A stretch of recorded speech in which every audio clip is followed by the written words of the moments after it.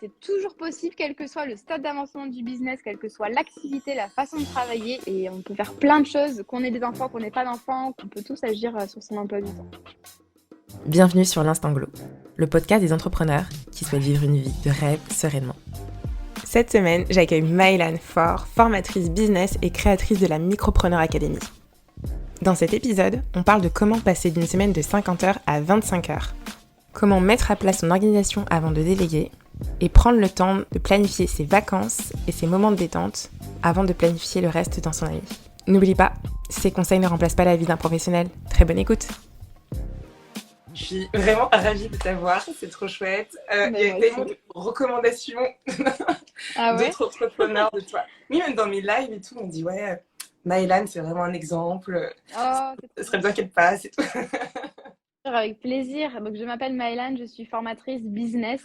Concrètement, j'aide les prestataires de services. Alors, ça peut être des freelances, des coachs, des consultants, des formateurs, peu importe, la prestat de service. Je les aide à se lancer dans la belle aventure qu'est l'entrepreneuriat, créer leur micro-entreprise, trouver leurs premiers clients. Et puis, je les accompagne vraiment sur les premiers mois d'activité jusqu'à ce qu'ils soient suffisamment autonomes dans la gestion et le développement de leur boîte. Ça, c'est une activité que j'ai depuis 2 ans, 2 ans et demi. Avant, j'étais rédactrice web et encore avant, j'étais juriste fiscaliste. Donc voilà, l'activité que je fais maintenant, c'est un peu l'agrégation de toutes mes expériences et les compétences que j'ai apprises sur le chemin. Et j'ai un produit unique pour mon activité, c'est la Micropreneur Academy, qui est un programme en ligne. Ok. Et du coup, ça fait combien de temps là que tu es dans l'entrepreneuriat? 3 ans et demi, 4 ans maintenant. Donc, j'ai eu une première activité déjà en tant que freelance dans la communication digitale. En même temps, j'avais un petit blog business. Vraiment, c'était un loisir, hein, un petit blog où voilà, je racontais ma vie d'entrepreneur, je donnais mes conseils. Et peu à peu, c'est devenu mon business à temps complet. J'ai sorti ma formation. Et puis, de fil en aiguille, en fait, j'ai bifurqué de freelance en com à formatrice. Donc en fait, tu as quand même pas mal de pivots en fait dans ton... Ah oui, complètement. Oui, on ne s'ennuie pas. Ça a l'air assez dense quand même, en 3 ans, tout ça. Enfin... Et du coup, là, actuellement, donc là, c'est en lancement aussi, c'est ce que j'ai vu. Ouais, c'est ça. Ouais, Ça arrive, on est en pré-lancement. Pendant ces 3 ans, tu as eu des moments où c'était plutôt simple à te retrouver toi en termes d'énergie, en termes de bien-être, de te... Alors non, ça n'a pas été simple du tout et j'ai mis, je pense que là, mon rythme actuel, c'est le rythme qui me convient, qui est parfait pour moi depuis janvier juste, donc au bout de 3 ans. En fait, dès le départ, c'est bien, hein, c'est un bon problème, c'est que dès le départ, j'ai eu beaucoup d'activités, beaucoup de clients, ça allait très vite et j'ai totalement en fait dissocié ma personne finalement de mon business et du coup, mon business a pris tout. C'est-à-dire tout, mon emploi du temps, ma vie sociale, voilà. Et en fait, vraiment les premières années, j'en parle souvent parce que c'est une erreur qu'on fait souvent, que ça marche ou que ça marche pas, on peut vite, voilà, plonger dans l'entrepreneuriat comme ça, c'est top. Il y a tout à faire, il y a tout à apprendre. Mais j'avais pas compris un truc, c'est que j'avais aussi besoin d'être bien physiquement, mentalement dans mon business pour que ça fonctionne. Il y a plein de phases où j'étais un peu, pas fait des burn-out, mais j'étais pas loin de l'épuisement, voilà, mauvaise forme physique, pas bien dans ma tête, dans mon corps. Et en janvier, en fait, en fin d'année dernière, je me suis dit non, ça sert à quoi tout ça? Si au final tu finis l'année sur les rotules, si t'es pas bien, ça rime à quoi d'avoir des clients, du chiffre d'affaires quand t'es pas là pour en profiter? Quand finalement t'as tellement bossé que tu sais même plus où tu vas. Et donc voilà, j'ai fait un travail sur ça, sur mon rythme. Tout ça pour dire que ça met du temps. Souvent on culpabilise un petit peu au début de l'activité en se disant ah j'arrive pas à tout allier, voilà, mes amis me voient moins, ma famille aussi, on me dit que je pense que business, en même temps j'ai envie de développer, j'ai besoin de gagner de l'argent. Et moi c'est quelque chose qui m'a pris pas mal de temps et j'ai mis longtemps avant de comprendre que le moteur numéro 1 de mon business, hein, c'est moi, tout simplement. Voilà mon petit parcours. Ouais, c'est assez riche. C'est hyper intéressant, c'est-à-dire que toi, ces déclics-là, ils sont apparus par toi-même ou tu as senti qu'en fait que tu n'étais plus avec tes proches ou que tu étais plus... Enfin, comment ça s'est Les passé? deux. En fait, les deux. J'avais des remarques de mes proches, de mon compagnon déjà, parce qu'il est au quotidien avec moi, donc il me voit. Même de mes amis, parce qu'ils me voyaient assez stressée, même à refuser des sorties, des vacances, des machins. Pareil, ma famille. L'an dernier, il y a eu toute une série de week-ends de vacances que j'ai annulés en disant, voilà, moi je reste chez moi dans ma grotte. J'ai des lancements. Les lancements, c'est moi qui me les imposais, hein. Et moi, de mon côté, en fait, je me sentais pas hyper bien, mais je me dis, c'est normal. En fait, pour moi, il fallait travailler beaucoup pour avoir du succès, c'était normal. Et l'inverse, il n'est pas normal. Donc voilà, toujours des objectifs. Moi, je suis comme ça. J'aime bien avoir des choses en tête. J'aime bien avancer. Ça a mis plus longtemps avant que moi je me dise ok, t'es pas forcément bien Maëlan et c'est pas forcément comme ce que t'es entrepreneur que tu dois forcément être tout le temps fatigué, stressé ou à penser tout le temps au reste. Donc voilà, ça a été un petit peu des deux. D'accord, ok. Et du coup, tu as commencé par quoi au début, pour te dire, bon, bah, le premier pas que je fais pour un peu revenir à un rythme qui me correspond plus et qui me respecte? Alors deux choses. D'une part, un gros tri dans mon emploi du temps. Je me suis dit, voilà, qu'est-ce que tu as besoin de garder? Qu'est-ce que tu as... Là, par exemple, la première chose, ça a été que mon dernier... Moi, je fonctionne sous forme de lancement dans l'année. C'est-à-dire que 3 fois par an, je vous les porte de mon programme. C'est des semaines de préparation. C'est voilà, beaucoup de choses à gérer, tout ça. Ça demande beaucoup d'énergie. Le dernier, je l'ai fait fin octobre. Et je me suis dit, jusqu'en juin prochain, tu ne fais rien. Enfin, tu ne fais rien. Tu ne lances pas de nouvelles offres, tu ne lances pas ton produit à nouveau, concentre sur ce qui est là actuellement, sur ton organisation, sur ton bien-être. Vraiment, j'ai supprimé des projets, j'avais plein de choses que j'avais envie de lancer. Ça a été difficile, mais je me suis dit, on ne fait rien d'autre. À la limite, j'ai juste passé une certification qualité parce que je suis organisme de formation, c'est tout. Tri dans l'emploi du temps et vraiment me mettre des limites. Je me suis dit, ok, on va faire un pari, tu vas travailler cette année 25 heures par semaine. Je vais en travailler plus de 50 avant. Ça dépendait des moments de l'année, mais voilà, dans les moments de rush, c'était beaucoup. Tu vas essayer de faire autant en 25 heures qu'en 50 heures. Je l'ai vu comme un espèce de défi et du coup, j'ai vraiment tout revu. Mon organisation, les projets que j'ai, la façon de faire les choses, comment est-ce qu'on peut simplifier, comment est-ce qu'on peut supprimer. Je me suis forcée, entre guillemets, le matin à pas commencer à bosser dès que je me réveille. C'est-à-dire qu'avant, je me levais, 5 minutes après, j'étais devant mon ordi avec mon café. Ça, c'est le pire truc ever à faire. Petit à petit, j'ai rajouté en fait des petites habitudes, des petites choses comme ça. Et ça a bien fonctionné, mais parce que je venais d'enchaîner une année super sur le plan business, pas du tout sur le plan de la forme. Et ça faisait plusieurs fois, même en 2020, c'était pareil. Donc là, je me suis dit, voilà, il faut, au bout d'un moment, va falloir prendre du recul. Et est-ce que j'ai vraiment envie d'avoir ce quotidien-là? Il y en a qui adorent, il y en a qui ont besoin d'être stimulés par rapport à ça. Mais moi, c'est pas pour ça que je me suis lancée en fait dans l'entrepreneuriat. Bien au contraire. Donc voilà, c'est quelque chose que j'ai entrepris en janvier, vraiment en faisant le trait dans mon emploi du temps et en mettant des limites.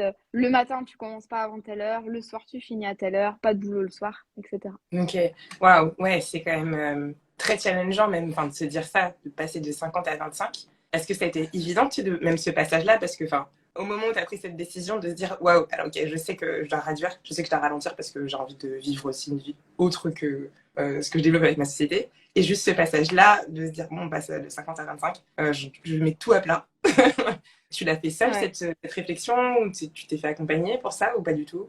Non, je l'ai fait seule. Après, je m'intéresse depuis longtemps à tout ce qui est comment tu structures ton activité, comment est-ce que tu délègues, comment est-ce que voilà, tu documentes ton business pour qu'il fonctionne tout seul. Ça, je le savais, mais je l'avais pas forcément eu envie ni l'occasion de le mettre en pratique. Donc, j'ai fait ça toute seule, mais en basant voilà, sur ce que j'avais, tout ce que j'avais appris ces dernières années. Ça n'a pas été facile au début parce que mon mental m'a dit, mais t'es qui en fait pour dire que tu travailles juste 25 heures par semaine? Sachant que quand je dis 25 heures, c'est 25 heures très concentrées, très focus. C'est-à-dire que je suis à fond dans ma tâche, je mets mon timer, etc. Je compte pas les pauses, je compte pas le scroll sur Instagram. Et en fait, je me suis aperçue que je ne pouvais même pas travailler plus que 5 heures focus. C'est déjà beaucoup par jour. Et que je perdais avant énormément de temps. Je me déconcentrais, je divaguais un petit peu. Et là, je me suis dit, voilà, tu commences tes journées, tu as toujours ton plan d'action, tes tâches à faire, tu mets ton chrono, tu te concentres vraiment. Le reste du temps, tu peux profiter. Ça marche pas pour tout le monde, mais ça a super bien marché pour moi. Et je me rends compte que je suis même plus productive qu'avant, qui est un comble. Mais au début, je me disais, oh là là, mais je finis tôt mes journées. Au début, je me disais, non, mais je vais continuer parce que je peux encore ou parce que ça se fait pas de s'arrêter avant 18 heures. Et finalement, voilà, je me suis aperçue que c'était bien mieux pour moi. J'ai repris le sport, j'ai repris rien qu'un truc tout con, mais je sors plus souvent de chez moi pour aller marcher tous les jours. Enfin, voilà, des trucs comme ça, c'est tout bête, mais j'ai vraiment vu la différence en fait. Après, d'un point de vue business, sur l'inspiration, l'énergie, la motivation, etc. Tu reprends plus de plaisir en fait, carrément même dans Ouais, cette... ouais, j'ai plus de place pour mes idées, je trouve qu'elles viennent mieux. Je suis pas tout le temps dans le stress à me dire ah les contenus, il faut qu'ils soient créés et tout. Non, les contenus la plupart du temps, moi j'ai mes meilleures idées quand je suis pas du tout devant mon ordi. Je laisse le temps de mariner tout ça et voilà, plus de motivation, je me sens plus sereine quand j'ouvre mon Notion le matin. Avant, limite je l'ouvrais pas parce que j'avais peur de voir mes to-do. Donc, voilà, de manière générale, un peu plus de sérénité sur le plan perso et du coup ça se répercute vachement sur le pro. Et du coup, comment ça se passe une journée avec toi? Alors, toutes les journées ne se ressemblent pas, mais généralement. Alors, je dis généralement parce que je ne suis pas un robot, que je ne respecte pas tout le temps, évidemment. Le matin, je commence par prendre le temps, un petit café, petite lecture. Alors, je précise que j'ai la chance de pouvoir le faire, prendre du temps le matin pour moi. Selon les personnes, bien sûr, ça va varier. J'ai la chance de le faire. Je fais ma séance de sport, je me prépare tranquillement. Moi, mon petit kiff, c'est de me maquiller le matin devant des vidéos YouTube.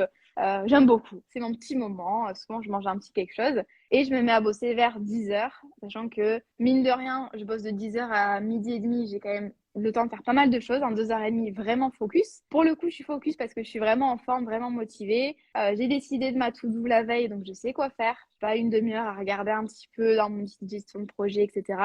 Et voilà, et puis l'après-midi, je bosse.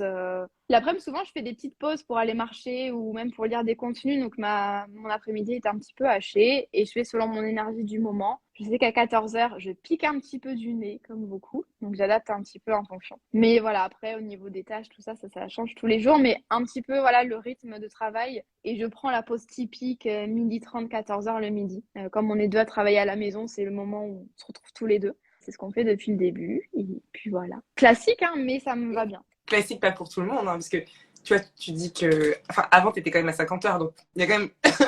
On est des changements sur ton emploi du temps.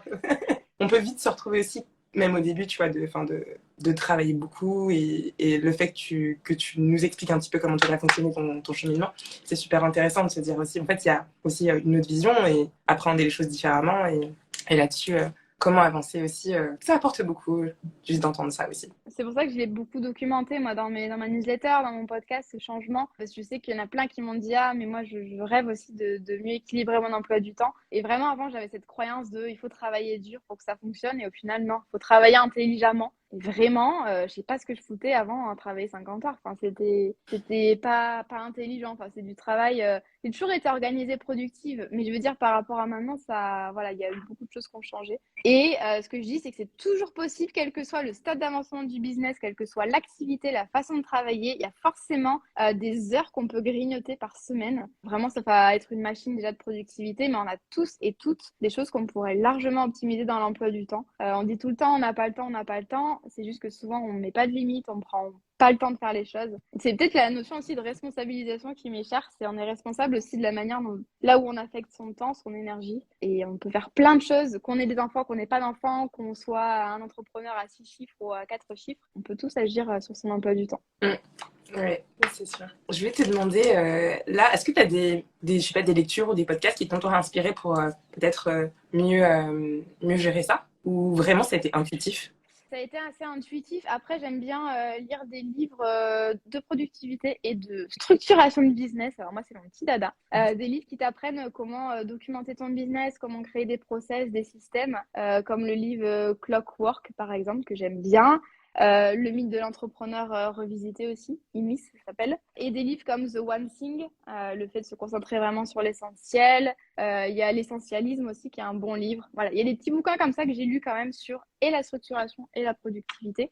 Ça m'a permis vraiment de me dire, OK, c'est possible en fait de largement faire le ménage dans mon emploi du temps, même si avant, je me sentais vraiment déjà organisée et productive. Productive, je l'étais pas. Organisée, je l'étais. Mais il y avait vraiment des choses à refaire.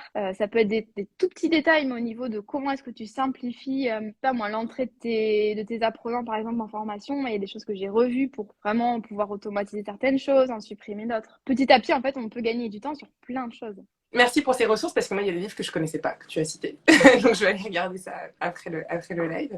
Ton entreprise, vous êtes une équipe, enfin, tu as embauché t'as du monde avec toi. Est-ce que ça aussi, ça a été une part de, oui, tu gagnes du temps, mais comment tu les as intégrés et comment, toi, ça t'a aussi permis de pouvoir avancer comme tu le souhaites? Alors, déjà, une petite remarque, quand on délègue, souvent on me dit, ah, mais toi, t'as plus de temps, t'as une équipe. Alors, d'une part, le recrutement et le management, ça prend beaucoup de temps. Et d'autre part, quand on recrute, c'est généralement qu'on a un volume de choses à traiter qui est important. Et ça nous permet de nous consacrer à d'autres projets, des nouveaux projets. Mais je veux dire, on n'a pas non plus un temps infini, quoi. Pas du tout. J'ai pas non plus, voilà, c'est pas parce que je délègue que j'ai gagné 25 heures. Pas du tout. Après, ça m'a bien aidé, mais encore une fois, c'est quelque chose qui m'a pris beaucoup de temps de recruter les bonnes personnes. Le plus gros du boulot, ça a vraiment été faire un travail d'état des lieux, ce que je fais au quotidien, pourquoi je le fais, combien de temps ça me prend, à quelle fréquence. Est-ce que ça correspond vraiment à mes compétences ou est-ce qu'au contraire, c'est un truc que je peux totalement déléguer parce qu'il n'y a pas besoin de mon intervention? Tout ça, ça m'a pris du temps, mais ça m'a permis vraiment de mettre à plat tout le business. Ça a fait partie de ce processus de voilà, mettre à plat les choses et essayer un peu de réduire la charge de travail. Voilà, après, même au niveau de l'organisation quotidienne, gérer une équipe, c'est aussi voilà, déjà tout ce qui est gestion de projet, il faut leur donner des tâches, il faut leur expliquer, il faut voir avec eux ce qui a été fait, en discuter, les réunions, etc. Ça, pareil, j'ai beaucoup réfléchi. Je me suis dit, comment est-ce que j'ai envie qu'on communique? Quel niveau de contrainte j'ai envie d'avoir ou pas? Par exemple, moi, je ne veux pas de réunion le lundi matin ni de réunion toutes les semaines. Et c'est pareil pour les filles avec qui je bosse, donc c'est nickel. Comment est-ce qu'on communique au quotidien sans qu'il y ait des doublons d'informations, sans qu'il y ait des pertes d'informations? Parce que qui dit ça dit plus de travail en plus, perte de temps, etc. Bref, tout est lié. Et finalement, la délégation, c'est pas la recette magique non plus pour gagner du temps. Il faut vraiment bien préparer et vraiment avoir une structure qui permet d'avoir plusieurs personnes qui travaillent avec nous au quotidien sans être toute la journée en train de les manager, en train de contrôler, etc. Donc, pas facile non plus. C'est pas une solution magique. Mais ça, là-dessus, c'est quelque chose que, enfin, c'est du travail au quotidien de revoir un petit peu comment le fonctionnement, l'équipe, ça fonctionne et ce qui te correspond aussi pour pas te brûler sur du long terme. Parce que oui, c'est bien, ça avance, mais bon, si ça avance et que tu reviennes dans un cycle qui était précédemment le tien seul, bon, c'est souvent ça qui arrive, hein, voire pire, en fait. Parce que du coup, tu te rajoutes des tâches que tu n'avais pas avant, tu en rajoutes encore plus. Et en plus, tu rajoutes le management, le contrôle et tout, la gestion de projet. Il y en a qui arrivent vraiment, ils sont sous l'eau et ils comprennent pas. Ils disent, mais j'ai délégué. Et au final, ma vie, elle est aussi pourrie qu'avant. Voilà, donc il faut bien faire les choses. Mais ça s'apprend, il faut faire au fur et à mesure. Ouais, trop bien, trop bien. Ah, c'est génial, c'est génial de comprendre ça et aussi d'avoir cette prise de recul-là. Et sinon, d'un point de vue en dehors de ton entreprise, tu arrives vraiment à pouvoir te déconnecter à fond quand tu prends du temps pour toi avec tes proches. Ça, c'est quelque chose qui est devenu plus facile avec le temps ou comment? Ouais, c'est devenu plus facile avec le temps. En fait, au début, je pensais tout le temps à mon business, vraiment tout le temps. Mon copain me disait, bon, c'est bon, on va parler d'autre chose là. Et au fur et à mesure, en fait, j'ai plus simplement existé juste pour mon business. Ça s'est fait vraiment au fur et à mesure, mais j'ai vu l'évolution l'an dernier et maintenant, voilà, tout se passe bien. J'arrive vraiment, mais complètement, à ne plus y penser tout le temps et à vraiment dissocier les deux. Même si dans tous les cas, vie pro et vie perso, c'est mêlé. Mais je veux dire, je suis pas tout le temps en train de penser à mon business. Quand je suis en vacances, ça me fait du bien et j'en profite. Là, j'ai pas de recette magique, hein. C'est juste que c'est le temps. Avec le temps, voilà, c'est que ton business, il a pas besoin de toi H24. C'est d'ailleurs quelque chose que je travaille beaucoup avec mes clients. Comment on arrive à créer une entreprise à côté, en fait. C'est pas juste nous, l'entreprise, c'est comment est-ce qu'on peut faire en sorte de pas être l'esclave de son business, à toujours devoir le faire tourner, etc. Mais voilà, c'est un truc qui a pris du temps pour moi. Mais là, j'y arrive très bien en ce moment. Ouais, c'est super. Ah, mais en tout cas, c'est chouette de dire que tout va bien pour toi. Pour l'instant, tout va bien, mais... Là, pour les gens qui débutent ou qui sont dans une période de fort stress, qu'est-ce que tu leur donnerais comme conseil là, à quelqu'un qui débute, enfin, un peu à la toi d'avant, si tu veux, quoi. Souvent, quand je fais des contenus par rapport à ça, on me dit, on culpabilise, on me dit, ah, mais moi, je suis créateur, il y a tout à faire et tout, faut que je tape partout. En fait, je pense que tu as besoin aussi de te rendre compte de tes limites et de tester plein d'organisations pour trouver celle qui te va. C'est hyper compliqué au début de prendre du recul et se dire, voilà, je priorise ce qui est important, ce qui me ramène du business, mais tu sais pas ce qui te ramène du business. C'est important déjà voilà, de lâcher un peu du lest et l'organisation, tu vas la trouver, mais au bout de 6 mois, 1 an et demi, 2 ans, 3 ans comme moi, peu importe. Ça va prendre du temps, faut pas hésiter à tester plein de choses, travailler plutôt le matin, le soir, peu importe. Mais aussi tester absolument, enfin pas que tester, mettre en place des routines bien-être, du sport, massage, bar à vin avec les copains, vacances, peu importe. Fixer les dates dans l'emploi du temps. Ça, c'est un truc que je fais moi quand je planifie mon année. La première chose que je fais, parce que moi c'est important pour moi, c'est de mettre mes vacances, de mettre mes voyages. J'ai besoin de bouger pour rester inspirée et voilà, j'ai la chance de pouvoir le faire. Je place ça dans mon emploi du temps et j'organise mon année business ensuite en fonction, pas l'inverse. Donc vraiment bloquer des créneaux dans l'emploi du temps, ça peut être 1 heure le mercredi, ça peut être peu importe, mais essayer de se mettre des limites comme ça. Voilà. C'est vraiment les 2 conseils que j'aurais à donner. Déjà, arrêter de culpabiliser, ça va prendre du temps et quand même, c'est fixer des moments comme ça pour soi. Parce qu'en fait, si on ne fixe pas des moments dans son emploi du temps, on va pas les prendre spontanément. C'est trop dommage de se dire « Ah, mais je vais me reposer plus tard », c'est pas grave. Parce que souvent, le plus tard, il n'arrive pas. Parce que souvent, on est dans les projets. Il y a toujours un truc à faire quand on est entrepreneur. Vraiment, forcez-vous à prendre du temps pour vous. Vous notez dans votre agenda, là, maintenant, tout de suite, petite note. Et au moins, c'est bloqué. Et en fait, quand on prend l'habitude, ensuite, on s'aperçoit à quel point ça nous fait du bien. Et généralement, on arrive à le faire ensuite de manière naturelle. Ah ouais, c'est top. C'est vrai que rien que ça se réflexe de poser ses vacances. On est plutôt en train de dire bon, alors là, il faut que je fasse ça, mon site. Complètement. Et après, ça passe à la trappe. Et on passe surtout à côté de moments aussi très sympas avec nos proches, quoi. Donc voilà. Merci beaucoup, Maëlane, pour ton temps et tous ces Avec grand plaisir. Et c'était vraiment super. Et c'était très chouette de t'avoir. Donc à très vite. Et Merci beaucoup, c'est trop cool. Une très bonne journée. Salut. Merci d'avoir écouté. Si tu es encore là, c'est peut-être que l'épisode t'a plu. Si c'est le cas, rendez-vous sur moniquemamo.com pour accéder à toutes les notes et les ressources de l'épisode. Je t'invite également à t'abonner sur ta plateforme préférée et à me laisser un commentaire 5 étoiles. À très vite au prochain épisode.